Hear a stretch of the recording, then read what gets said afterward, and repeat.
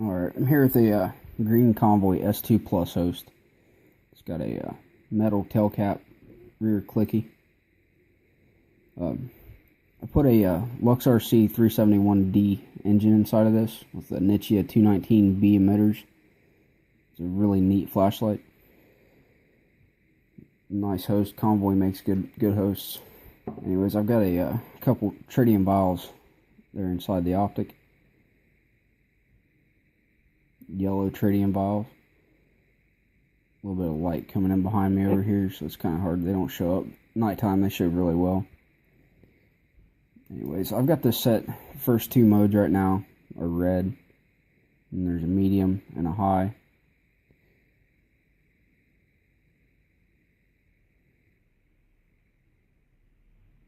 So anyways, on high mode, put your hand in front of it, drops down to the red.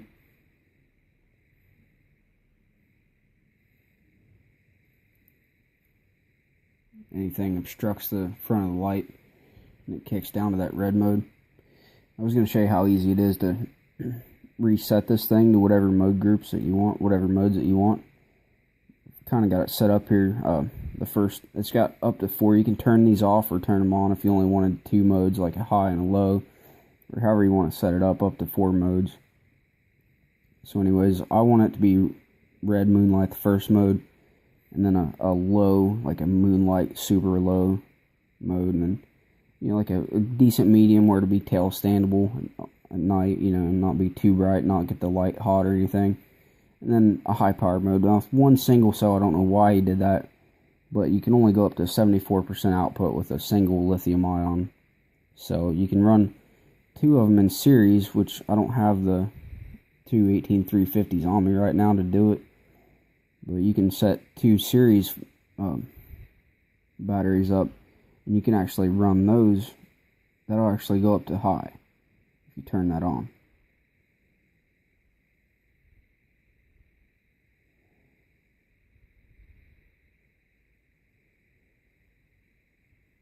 And I'm using my iPhone. I did this with my wife's Galaxy S5. The afterburning mode, 100% 30 watts. You can do that, but only with 2 18350s in series, which I don't have 2 18350s. So, anyways, we'll just ignore that for now. Doesn't matter. The light automatically detects if you got 1 or 2 batteries inside of it. So aside from the 4 modes options that you can have there, there's also a 10 hertz strobe. You can set your own custom strobe or signal. I believe there's one more there. The red beacon. There it is. Could have a red beacon just flashing twice and off, flash twice off. Anyways, there's also memory or no memory, or a hybrid memory. That way it always starts on the last mode that you used, but after you try to cycle through, it'll come back on in low instead. Like if you're on medium and you try to cycle through the modes, it'll drop down to low first and then go low, medium, high. I don't like memory. Personally, I'll leave it off. I like, low voltage protection, so I'm going to leave that on. The options are on or off. Battery stretch, not exactly sure what exactly that does. But it seems kind of cool, so I'll leave it on. And then you got your sensitivity for the I'm not sure what you call that, where it kicks down. You got your sensitivity for that. I ran it all the way down here on the lowest sensitivity and tried that, and with my hand in front of the light, it wouldn't shut off. I have to have it. I bumped it up a couple notches and reprogrammed it. I have to have it up here around 78 or 80 before it'll turn off with my hand in front of the light. I'm not sure how obstructed it has to be on the highest sensitivity.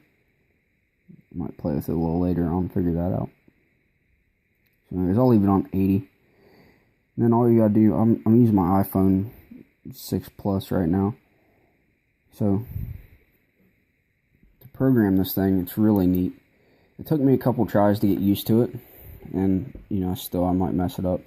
But what I do is I turn it on, and this light here has a tail cap lockout, so I use that. What you have to do is enter 222. So you turn it on twice, and then pause, on twice, pause, on twice, pause.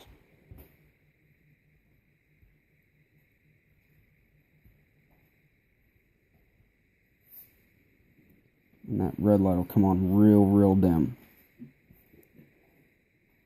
Program button.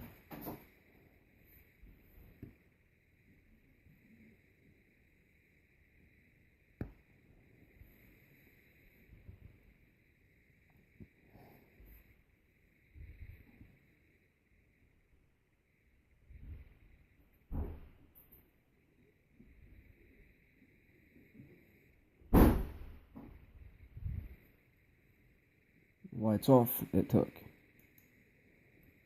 So that's it. Click when you're done. You can do this with a laptop or a computer monitor. It's easier for me to do it with my phone. So we got a red moonlight, medium, and a high.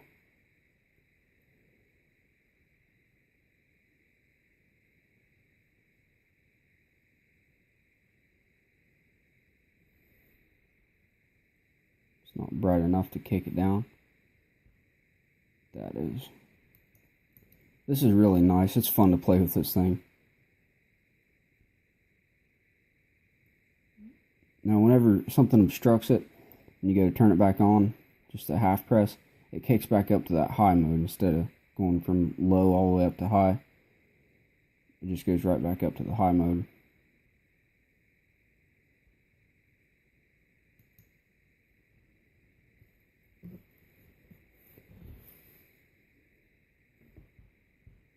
Awesome little light.